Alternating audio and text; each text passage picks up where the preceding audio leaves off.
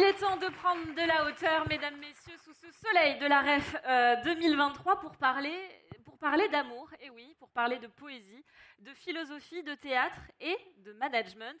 Ça vous intrigue? Alors restez avec nous parce que vous n'êtes pas au bout de vos surprises. J'ai le plaisir d'accueillir maintenant sur la scène Engagez-vous de la REF 2023 Denis Corré, président de l'Association du Progrès du Management, et Gérald Garuti, philosophe, écrivain, metteur en scène, fondateur et directeur du Centre des Arts de la Parole. Merci de leur réserver un accueil chaleureux. On s'avance un petit peu, comme vous le voyez, on a une chance extraordinaire aujourd'hui, c'est d'avoir beaucoup de soleil. Bonjour messieurs, bienvenue. Bonjour à vous. Bonjour, merci d'être avec nous. Bonjour, comment allez-vous?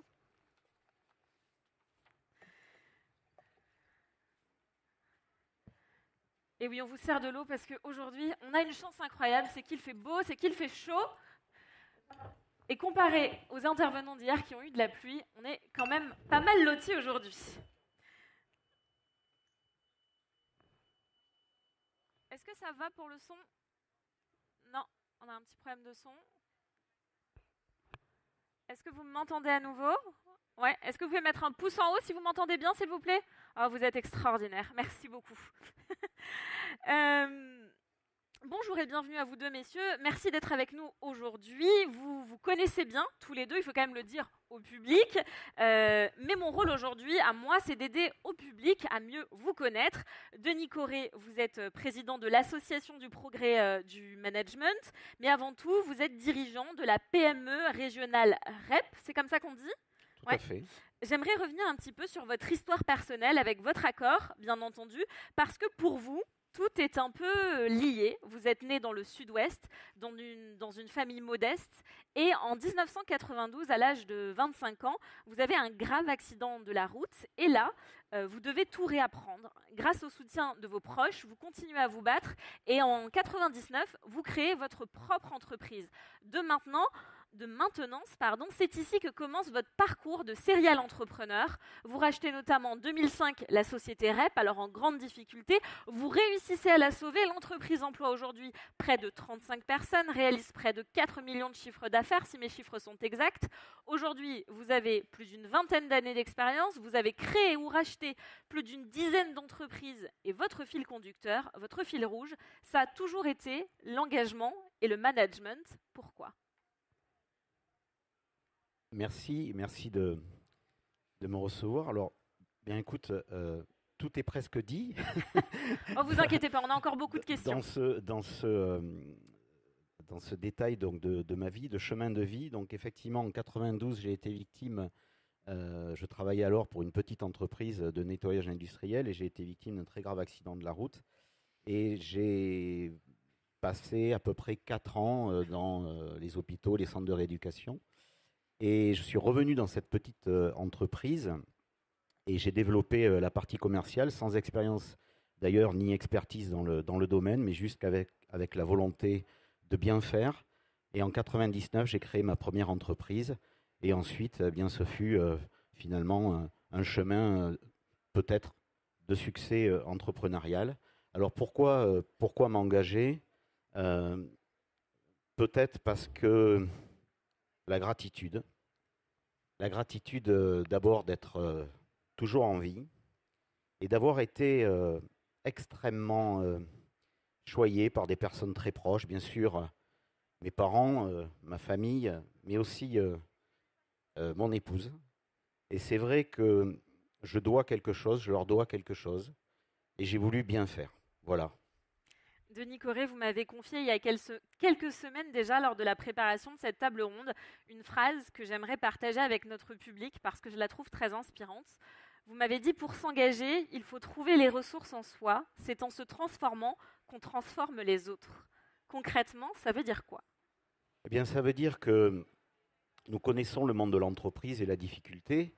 Nous connaissons aujourd'hui les raisons pour lesquelles nous devons peut-être encore plus nous engager. C'est que nous sommes dans des ruptures colossales, je dirais presque civilisationnelles, avec les ruptures écologiques, hein, la pénurie, la fin de l'abondance, on connaît, les ruptures technologiques avec la relation à l'autre qui change, la connaissance, la relation avec le savoir, mais aussi l'organique, c'est-à-dire l'organisation même de notre société, de notre cité, avec la société liquide. C'est vrai que les changements de paradigme économique, hein, la fin de l'ultralibéralisme, on le voit bien, donc tout ça nous engage à nous engager, mais pour cela, comment est-ce que l'on fait? Et donc je me suis toujours posé la question de quels étaient les outils nécessaires pour pouvoir se transformer et faire face.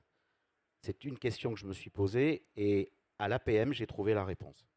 Alors l'APM, c'est l'Association du progrès du management, que vous avez rejoint en 2008, au moment où vous cherchiez à grandir, vous sentiez que vous aviez un manque de connaissances et vous étiez en train de vivre ce qu'on appelle la solitude du dirigeant. C'est à ce moment-là que vous avez été approché par l'association et là, vous avez été, vous dites, subjugué par les progrès des managers et de fait, par les projets des entreprises. Qu'est-ce que vous avez constaté? Alors d'abord, on est venu me proposer d'être adhérent de cette association après quelques réussites entrepreneuriales en me disant mais écoute, tu as toute ta place dans cette grande école, l'école du questionnement. Et n'ayant pu finir mes études à cause de l'accident, je me suis dit tiens, c'est une opportunité incroyable pour moi, je vais peut-être réussir à progresser parce que je voyais les limites dans mon travail. Et lorsque je suis arrivé à l'APM, ça a été de suite à la fois un coup de cœur, mais vraiment une lumière dans ma vie. Il y a les 5 valeurs qui me portent aujourd'hui sont celles, et je suis en total, je dirais, alignement avec ces valeurs, qui sont le respect des personnes, qui sont l'ouverture d'esprit, qui sont la confiance partagée, mais également l'ambition pour l'organisation, l'humilité au centre de tout, et surtout dans ce qui nous concerne et concernant l'engagement, l'exemplarité, mais je pense qu'on en parlera tout à l'heure. Gérald Garuti, vous êtes philosophe, écrivain, metteur en scène, fondateur et directeur des Centres des Arts de la Parole. Dans une récente interview, vous avez déclaré « Entreprendre et manager, on ne peut pas le faire tout seul, on a besoin des autres, de créer une dimension collective ». Comment est-ce que la parole peut-elle nous aider à créer cette dimension collective? D'abord, bonjour. Vous nous entendez? Bien. Parce que la parole, ça commence précisément par l'écoute. Et effectivement, on est aujourd'hui, je trouve, dans un monde où ça parle beaucoup et où on s'écoute peu. Où on parle de plus en plus et où on s'écoute de moins en moins et on se parle de moins en moins.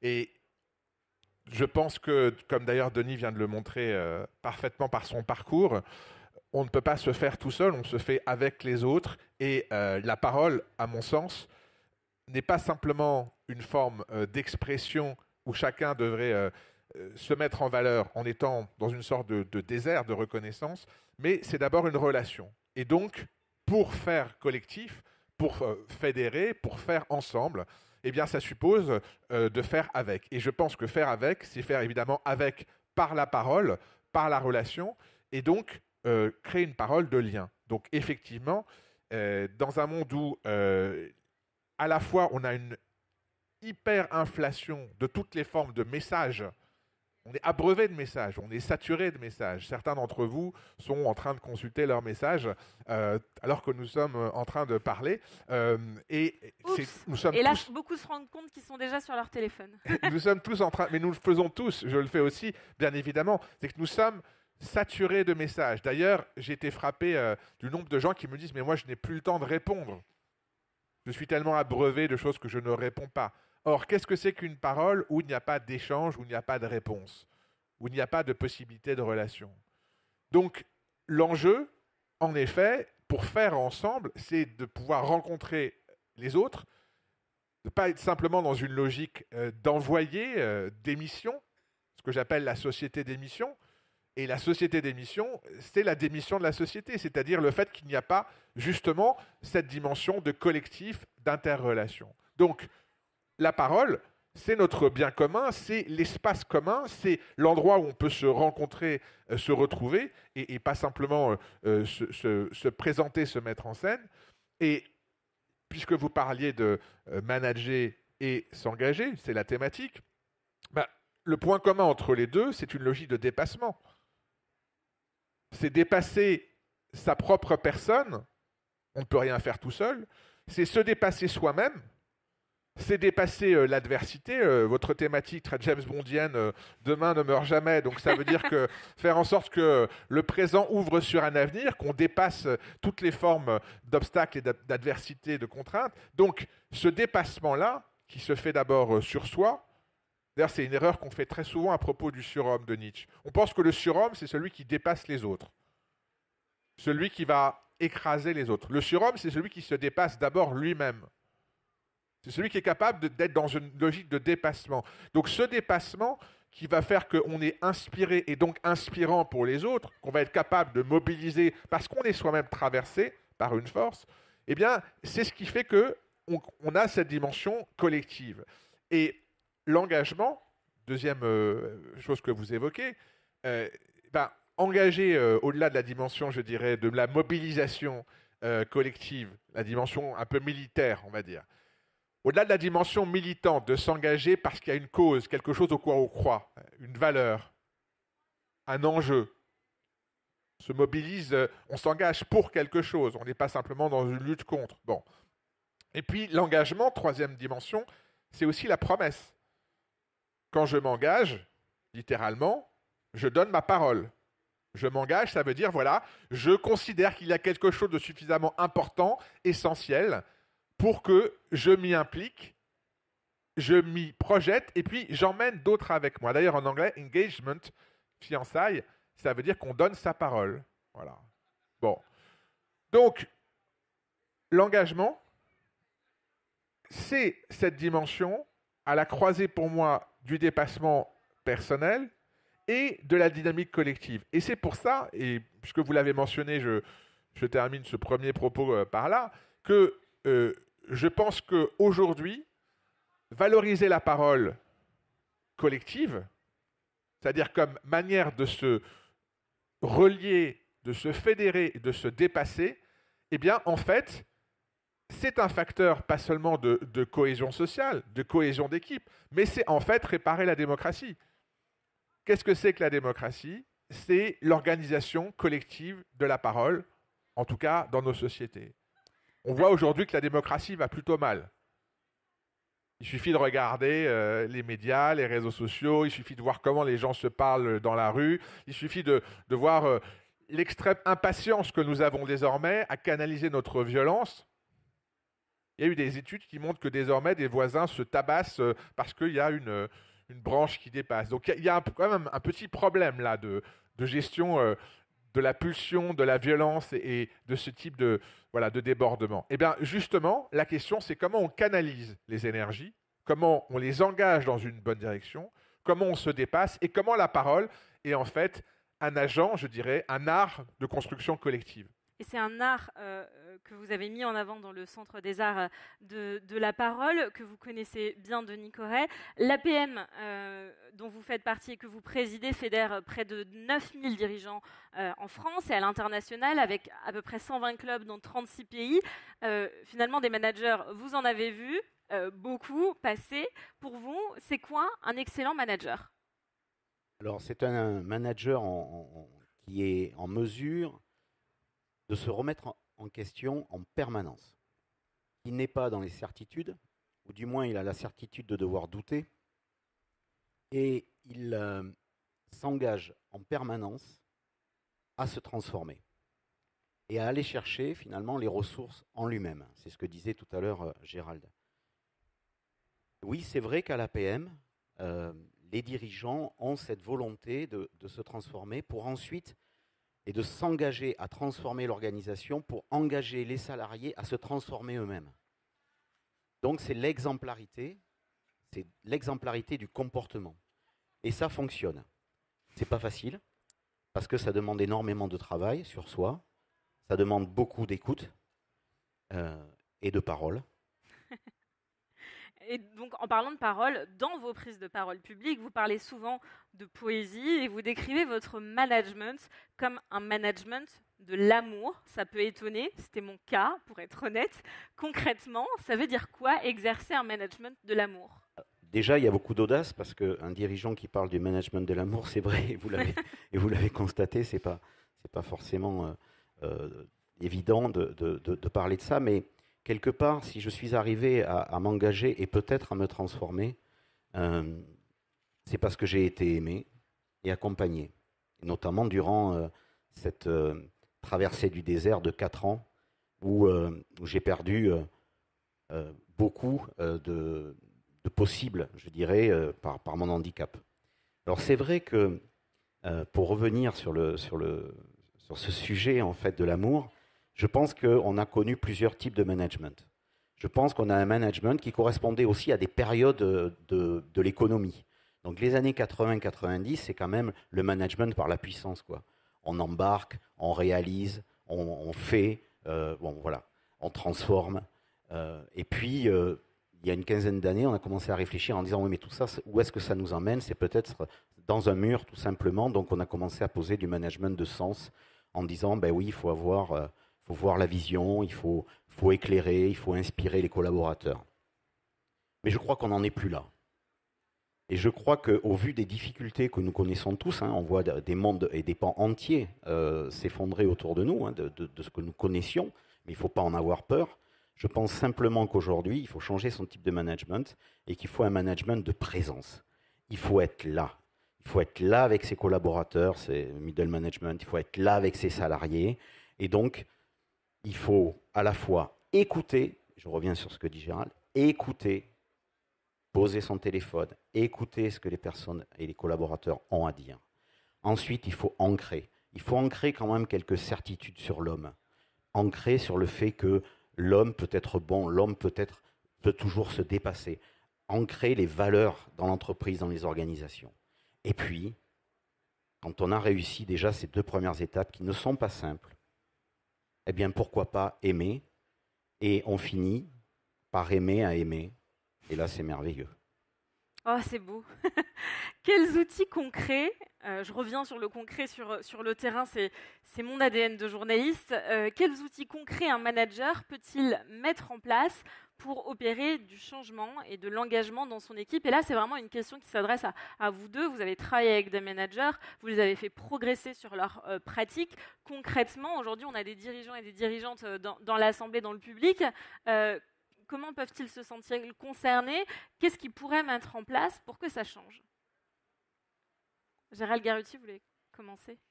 Oui, je voudrais à cet égard revenir sur la notion de présence qu'a évoquée Denis. Que vous opposez au télétravail, peut-être? Pas seulement. Pas seulement. Je l'oppose, oui, notamment, mais à beaucoup de choses. Vous l'avez dit en introduction, mon premier métier, c'est la mise en scène. Et qu'est-ce que c'est que le théâtre? Le théâtre, c'est un art de la présence. C'est-à-dire précisément le fait d'être là. Là, moi, je suis face à vous, je ne suis pas en train de vous projeter un hologramme, je ne suis pas en train de passer quelque chose enregistré. Nous n'avons pas répété pendant 6 mois avec Laetitia et Denis pour apprendre par cœur. Donc, nous sommes ici dans du live, en bon français. Nous sommes dans du vivant. Nous sommes vivants, vous êtes vivants. Et là, ce qui se passe maintenant, cet instant-là, c'est un instant de présence. C'est un instant où nous sommes face à face, nous partageons le même espace-temps et nous sommes des corps en présence. Bon. Eh bien, cette expérience qui peut sembler évidente est en train de devenir minoritaire. Elle a été d'abord minoritaire, évidemment, durant les périodes de confinement où chacun était reclus et où là a explosé le télé-tout, en fait. Le télé-achat, le télétravail, la télé... Enfin, voilà. C'est-à-dire la distance, d'accord, par-delà l'écran. Et le problème de ces écrans, toutes les formes d'écran, c'est-à-dire que j'utilise, que nous utilisons tous, donc je ne suis pas du tout rétrograde, je crois en demain, je ne dis pas qu'il faut revenir à avant-hier. Non, mais je dis simplement que l'illusion qu'on peut tout faire à distance est totalement fausse. D'ailleurs, ça le prouve, on ne pourrait pas s'exprimer de la même façon, avoir les mêmes interactions aujourd'hui si on était à distance. Voilà. Alors, et c'est la réponse très concrète sur comment faire équipe, comment emmener une équipe, dans mon langage de théâtre, comment faire troupe. Bien, moi, je dis, pour faire une troupe à distance, bon courage. D'ailleurs, mettre en scène sa troupe, c'est un module au Centre des Arts de la Parole qui s'adresse aux managers. Est-ce que vous pouvez nous parler de l'objectif et des enjeux de ce module et pourquoi les managers peuvent-ils en bénéficier pour s'engager et engager leurs équipes? Mais parce que, effectivement, pourquoi j'ai créé ce Centre des Arts de la Parole? Eh bien, précisément... Qui est en Île-de-France, je le précise. précise. Qui est basé en Île-de-France, mais qui a une projection nationale. Là, on est en train d'ouvrir d'ailleurs une antenne, notamment dans le Nord. On est aussi en train d'ouvrir une antenne à Montréal, donc il y a une vocation internationale. L'objectif du Centre des Arts de la Parole, c'est valoriser la parole pour arriver à créer du lien, en effet, à se relier, à se dépasser, et donner des outils extrêmement concrets.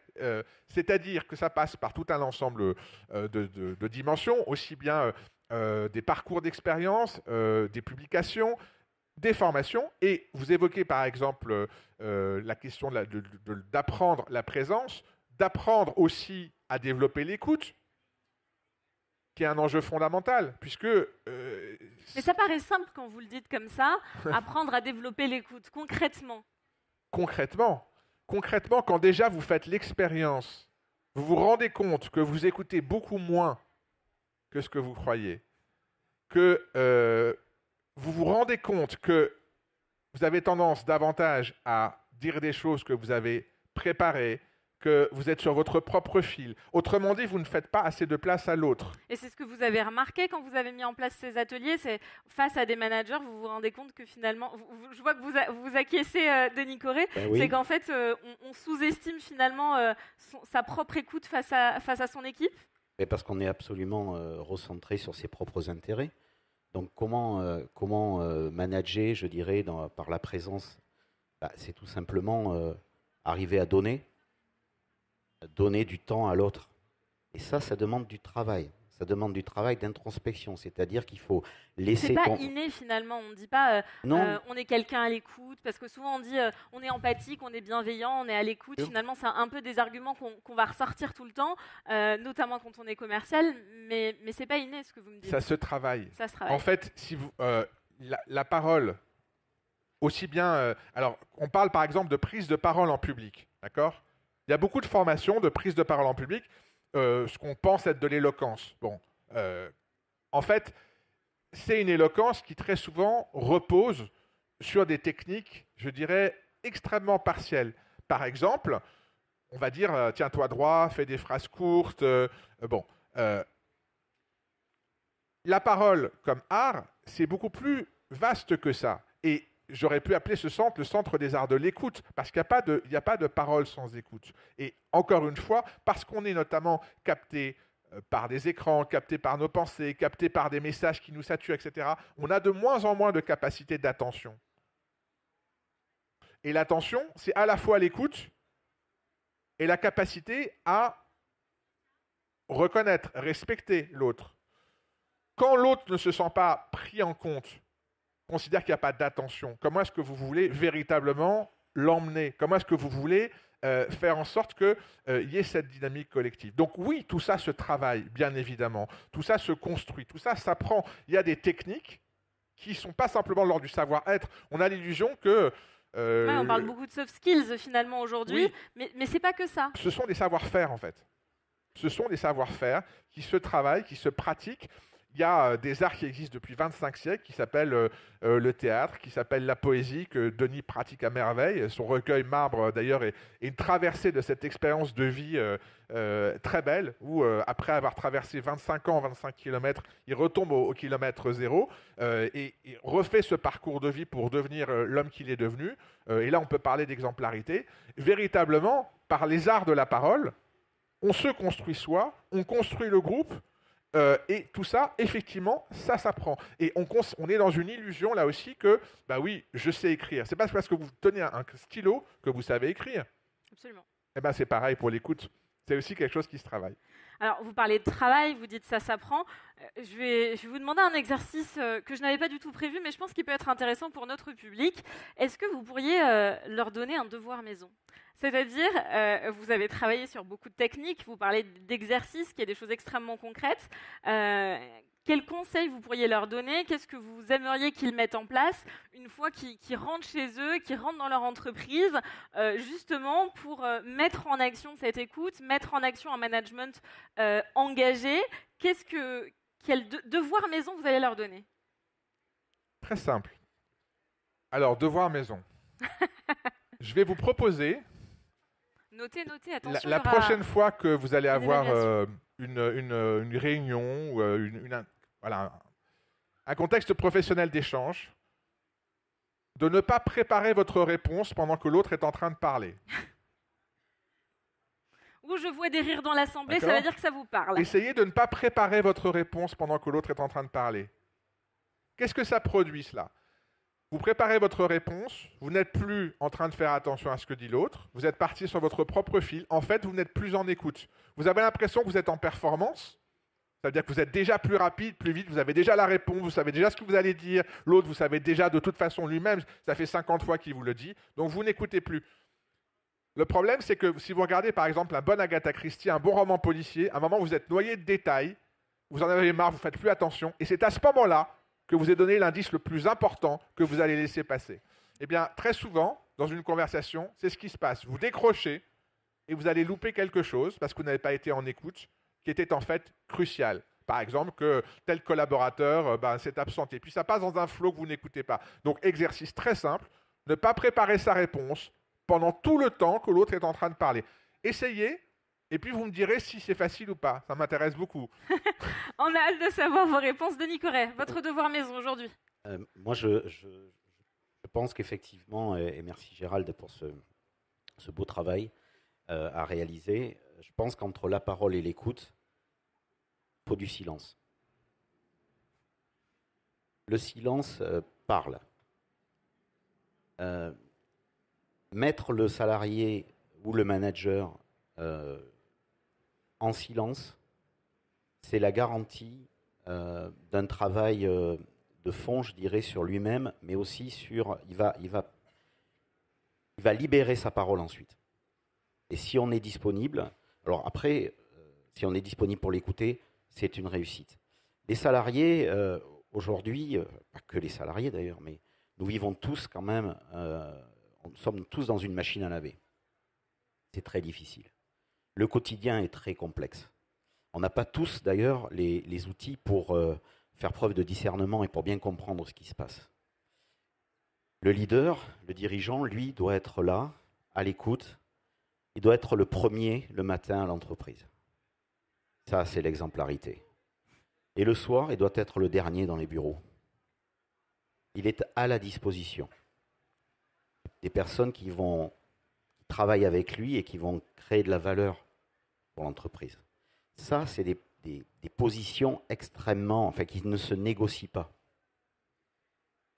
Lorsque vous laissez la place au silence, vous apprenez des choses sur les salariés qu'on n'imagine pas. Et donc ensuite, la question, c'est qu'est-ce qu'on fait avec ces informations ? Bien sûr, la discrétion, la confidentialité, mais au-delà de ça, comment on s'empare de ces informations pour les traiter et obtenir à la fois pour le salarié une forme de liberté et de sécurité. Il faut les deux. Ce qui va, en associant les deux, le responsabiliser. Donc c'est pas facile, c'est un travail de présence. Il faut être là. Voilà, il faut pas raconter des histoires. Merci beaucoup à tous les deux. C'est déjà la fin de cet échange. Merci d'être venus sur la scène Engagez-vous de la REF 2023. Merci à vous. Très belle fin de journée.